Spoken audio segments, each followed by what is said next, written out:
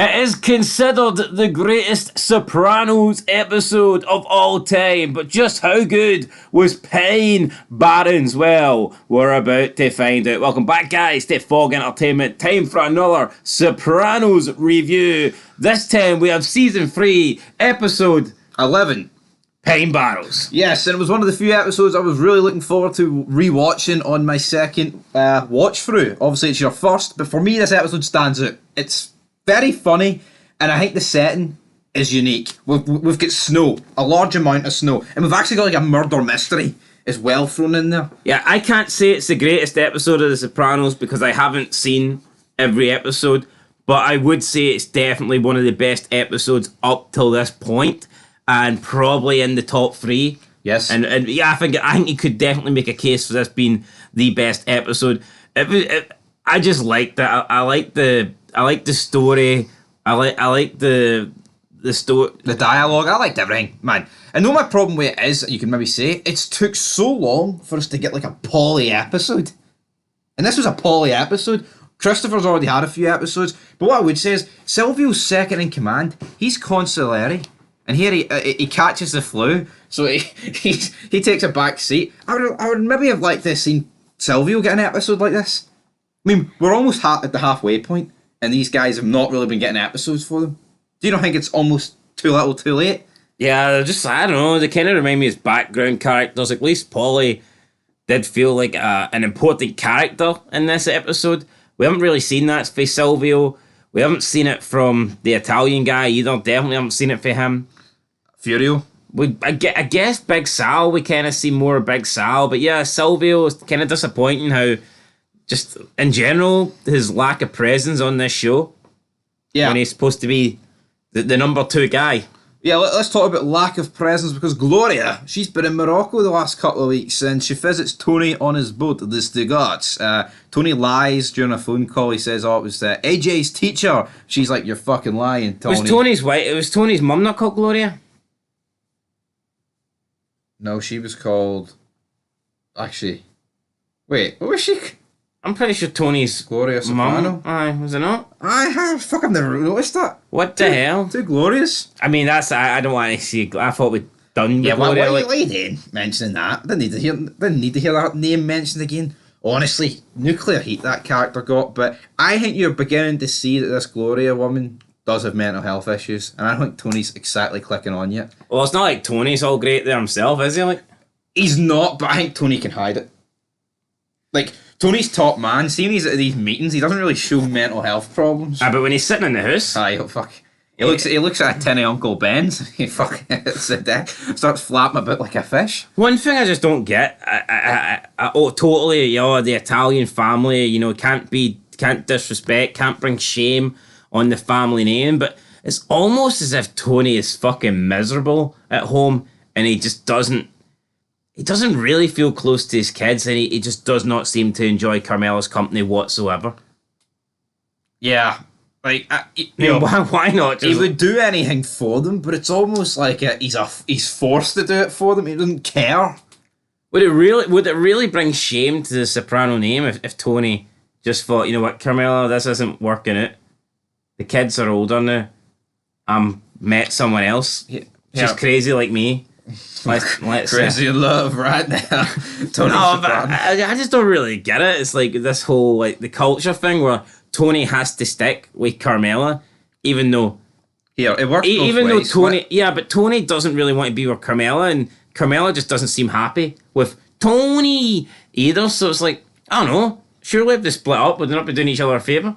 There would be, but in a Catholic culture, in the mafia. Yeah, but it affects Carmela more than it does Tony, because Tony gets to go live his life, do his mob boss shit, sleep with whoever he wants.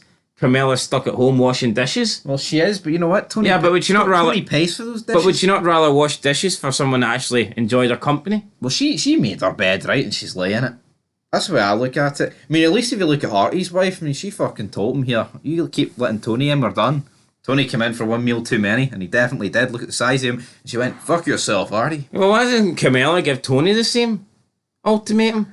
Or does she just think that would bring too much shame? She talks a good game, but let's be real, she's fucking, you can bury Tony's antics and all, but I mean, he's the guy bringing the cheddar, isn't he, at the end of the day? Talking about bringing the cheddar, we need to make a wee visit to Valerie, because Silvio is owed 5k by this man. And you think, right, so Paulie and Christopher are just going to show up at this guy's door and get the money. They make a few jokes about the Cuban Missile Crisis, which Christopher thought was a movie. Didn't actually think it was real. And to me, this sums up America. Christopher's not really the sharpest knife in the drawer, but we then come across a universal remote, and Paulie seems to be confused by this, but the Russian... He keeps, like constant digs. KGB, the Kremlin, I mean, whatever, the Red Army, or you Polacks, you know. Valerie isn't really amused. He's like, it's a universal remote.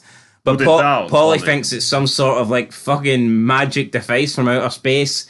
Valerie wants he says the money's up in the mantelpiece and I put down the universal remote, and Paulie doesn't really like the way that Valerie is speaking to him, so he decides to put it down by dropping it on the floor. It smashes. Valerie then insults Paulie, and this could lead to a fight perhaps, but Paulie just throws the first punch anyway, not knocking out Valerie, but I mean, it was a big enough punch that it had to result in a fight. So we get in a fight. Looks like Valerie's going to win because Paulie just looks like an old man who can't handle himself. The worst thing is, but this, you know, like fighting code, it's like, oh, you're not allowed to choke each other out. It's more like a fist fight. I mean, this guy's sitting battering them hand to hand, and they're having to use chokeholds and fucking lampshades and everything. Yeah, I just don't fucking get it. So eventually, like, Chris has to try and get Valerie off Paulie, then he jumps on Chris, then Paulie ends up trying to get Valerie off Chris, and then he hits him with like this pole thing, and it seems to like slice his face, and then he chokes him out, and it's like, really? I mean, Paulie threw the first punch at Valerie. I'm sure they could have just had a stand-up fist fight for like a minute and shaked hands, and that could have been the end of it. Yeah, because they didn't know anything about this guy. Instead, Christopher and Paulie had to basically almost kill the guy. And then just they thought they did. Make things a lot more difficult than it could have been. Even after Paulie crossed the line, I'm sure they could have just had an actual man-to-man fight, and this would have been brushed under the carpet. But instead, they tried to brush Valerie under the carpet, wrapped his body up, and put him in the boot of the car. And let's make no mistake, we've put up a poll on the channel, make sure you go vote on it, whose fault it here. But let's be real, it's Paulie every day of the week. Like, Christopher even calls him out on it, like, immediately. What the fuck are you doing? Like, even when he was being cheeky to Valerie, Chris was like, what are you doing, Paulie? I mean, he gave him the 5k. The 5k was there, the money was paid, everything was sorted. Don't understand. All Paulie had to do was put down the universal remote, and he didn't do it. But he thought he's bigger than Valerie. He thought Valerie was showing them disrespect. All he did was say, put down the remote. How would Paulie like it if someone walked into his house and started putting up his things? And you know what? Touching his things? Obviously, this whole episode takes me, there's a lot more to talk about, but I think for Paulie, it's almost like, not the beginning of the end, but you can clearly see that Tony has just lost a lot of fucking patience with this guy. Could we see a similar situation where it's like Big Sal gets demoted?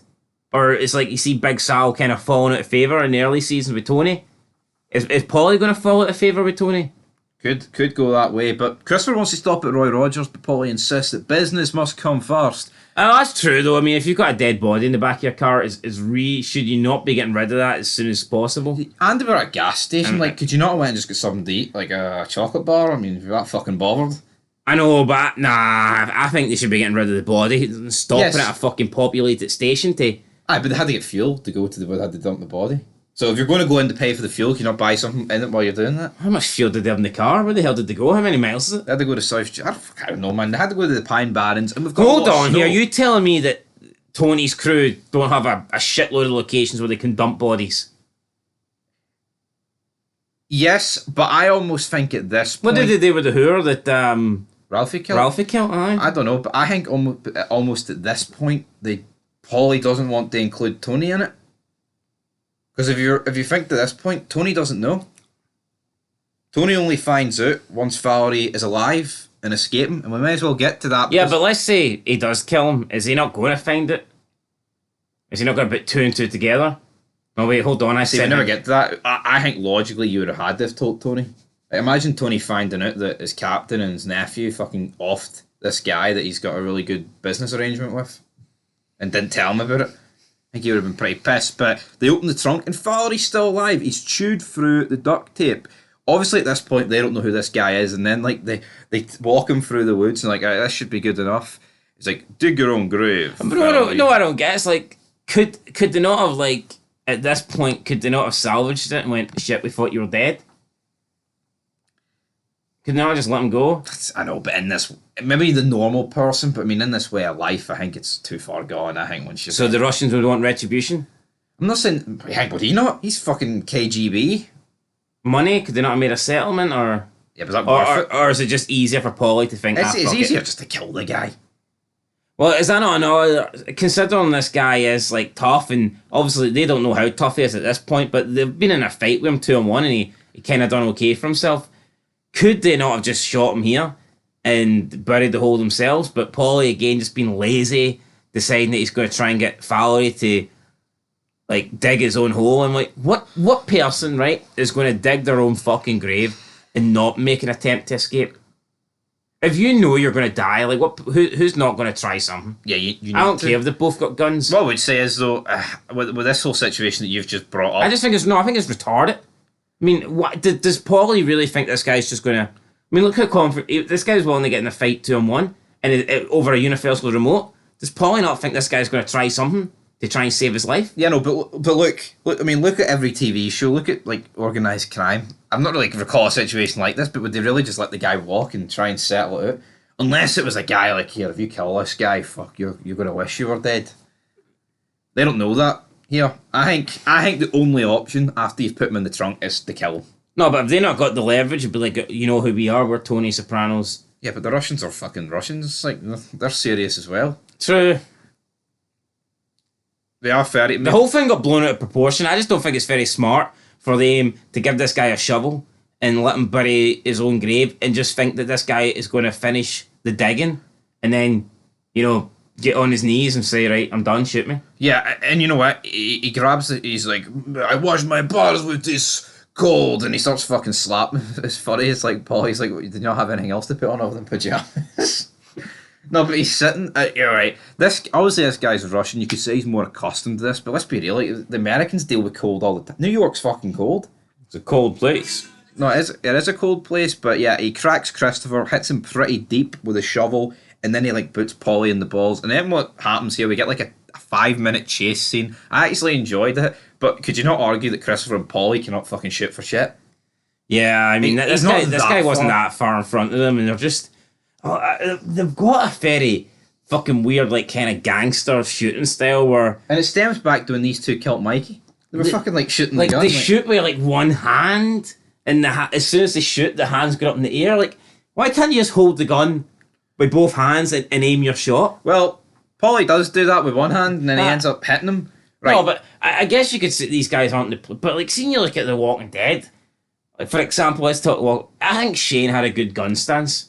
Yeah, anytime you seen Shane shoot a gun, he'd both fucking hands wrapped on the pistol, eyeing down the line sight of the gun.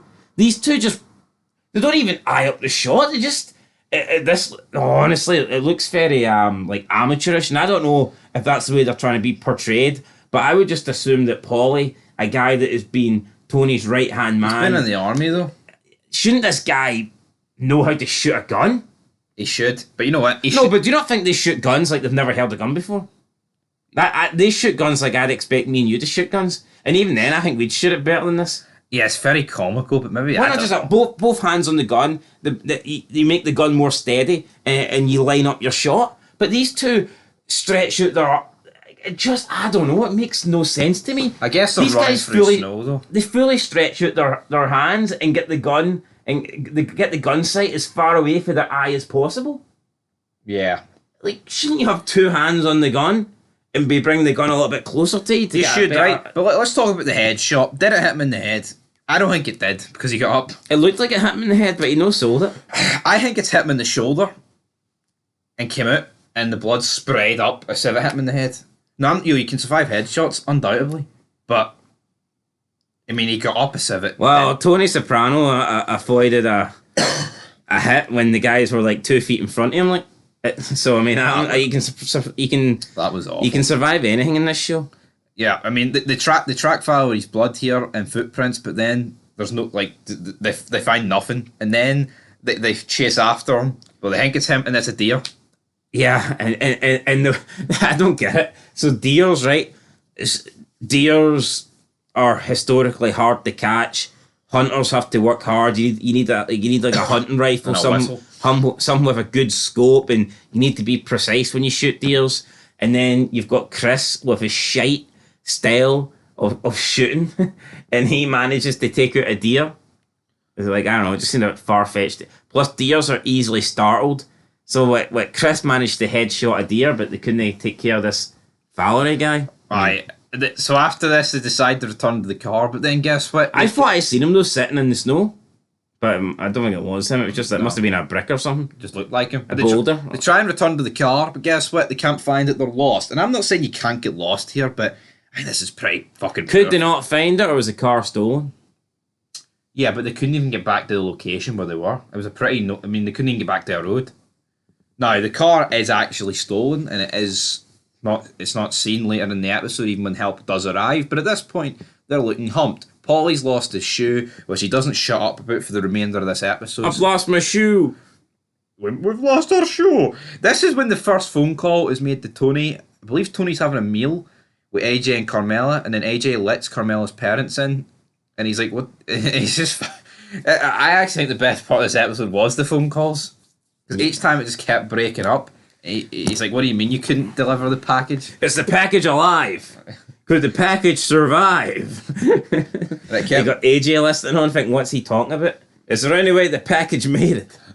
Yeah, and then Tony obviously like, "You're letting me walk into a minefield," because of course he's meeting with Valerie's boss and best friend. So he goes meets with Slava, and then Slava basically gives a bit of history into Valerie, that he used to be top man in the KGB. He was in the Russian Ministry of the Interior Special Forces and once killed 16 Chechen rebels single-handedly. So I mean, this guy's not to be messed with. Definitely not. And at this point, Paulie and Chris don't even know if the guy's still alive. And then I think this is the scene that I would actually say this is one of the most iconic scenes of The Sopranos, when Tony rings Paulie again, and then he passes on the message to Chris after Tony tells him, but it breaks up. He says, "Valerie killed 16 Czechoslovakians and he's an interior decorator." And Chris goes, "His house looked like shit." Even though Tony said he was in the Russian Ministry of the Interior Special Forces. And killed 16. And what Chris takes for that is his fucking house looked like shit. His decor looked like shit. Yeah, these two then manage, right, to find a fan. And then what happens here, you've got these two, like, shivering. Chris finds a couple of tomato ketchup sachets, and they're making it like they found the last meal that Jesus gave his disciples. Yeah, I mean, how hungry could they be? I mean, it was half a day at the most. Yeah, I mean, Paulie is fearing here. He's fearing they're going to get hypothermia, damn it. I mean, come on. Like you said, like, I would say at most at this point, it's been about 9 hours. Because let's be real, like, they took him out there. It's dark now. Really, it's winter, so obviously nights arrive sooner than summer. I mean, how long could it be? I get it. You're cold, but would it really be starvation at this point? I mean, I get you can be hungry, like, but hungry enough to just start sucking fucking ketchup sachets? I don't think so. No, and then these two, Chris tries to get to sleep. Paulie then answers the phone to Tony and essentially tries to land Chris in. It says here, "That nephew of yours, he has a pretty big mouth on him. That's all I'm going to say to you." Then it breaks up. So what do you make of this? That Paulie's trying to? I think it's poor for Paulie passing the buck. I think it was actually nothing to do with Chris. I think it would even be poor if it was Chris's fault, to a degree, because he's like landing him in it. But here he is pinning it on him. Yeah, he's like, he's grassing on him, and it's not even Chris's fault. Yeah, Paulie then gets back in. And Christopher's like, you fucked up, Paulie. And then Paulie's like, "What are you on about?" Christopher's like, "I'm going to try and make a run for it." And then Paulie's like, "Here, I'm your captain. You ain't doing dick." And then Christopher says to him, "Look at the situation you're in. Your rank means nothing." I mean, I get it. It's a bad situation, but I mean, what these two are making it like it's the Gaza Strip here. Yeah, like you're sitting here with tomato ketchup sachets, man. Eventually, though, Christopher does want to make an attempt to run. Paulie does as well. But then they end up getting into a bit of a struggle, and Christopher pulls the gun on him and says, I'll fucking kill you, because guess what, Paulie? I don't trust you. He's like, you would really kill me? And then Christopher's like, yeah, I would. And I actually feel like at this point, Christopher doesn't trust him. And how could Paulie honestly think that Christopher should trust him after, like, landing him in it? Yeah, I mean, Paulie would do anything to save his own skin. Like, I'm not saying Christopher would just drop him here in cold blood, but they obviously can't trust each other here. Well, no, because, I mean, look at Paulie, but Big Sal, and you could argue Big Sal was a rat, but Paulie showed, like, no remorse or anything with Big Sal, and that's someone he's known for years. No. So why the hell would Paulie care? Yeah, so I think a few more hours pass after this, and then he phones Tony again, who's having a meal with Gloria. And then he tells her he has to leave, and then guess what? I think this could be seen in the episode. She grabs a bit of meatloaf and fucking wings it off Tony's dome. Thoughts on that? Yeah, it was what a shot. I mean, it was like Jerry McKell again with the envelope. Boom. Tony just like Absolutely. heavy breathes and then just leaves. He goes over to Junior's house, and they've called in the big guns, because who walks in? None other than Bobby Bacala Jr.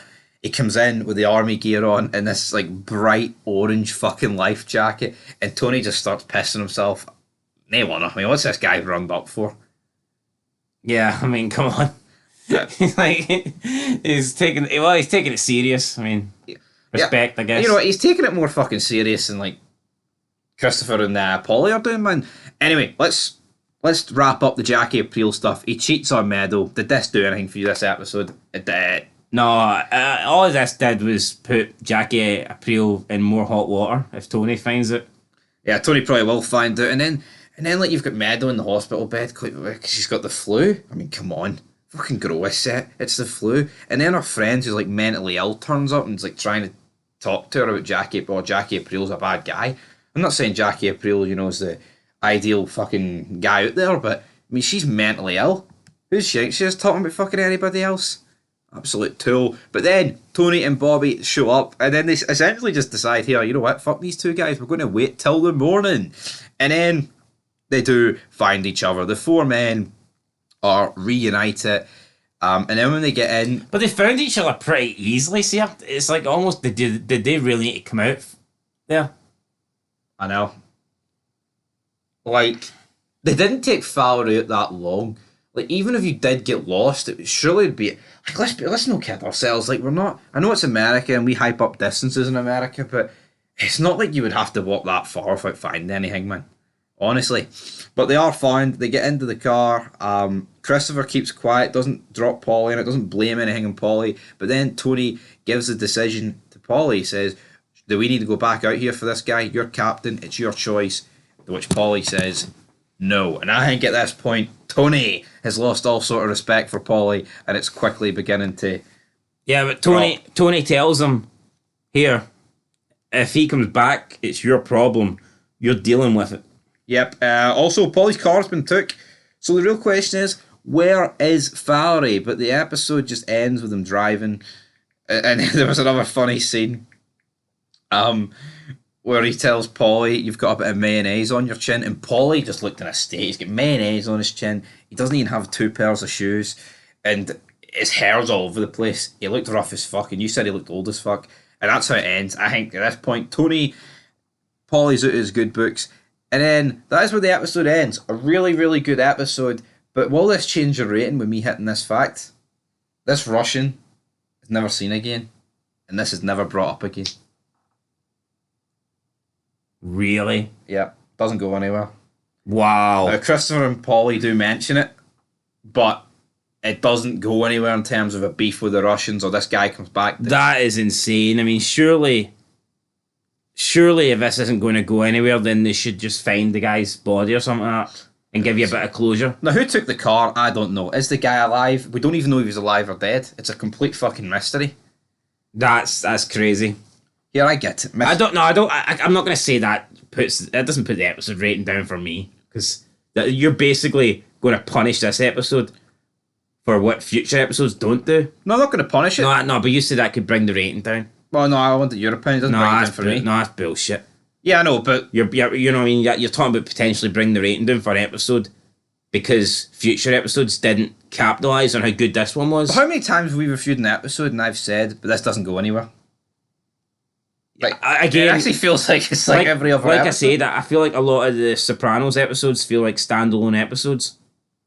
Yeah. Where you could literally just like watch one, then miss the next one, and you're not really missing that much. No. I don't like that about a TV series. Right, anyway, I think this is easily one of the best Soprano episodes. I mean, it wasn't like the greatest TV episode of all time, but it was still very good and it was great. So I'm going to give it a 9 out of 10. What are you going to give it? I'm going to get an 8. I enjoyed it. I think it was one of the best I've seen. The only things I think's wrong with it is the fact that I think Christopher and Paulie, I think for the situation they're in, there was like an overreacting about it.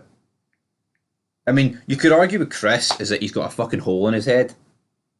But Paulie's just look pretty bad for Chris. Paulie's just missing a shoe, and he was getting on way worse.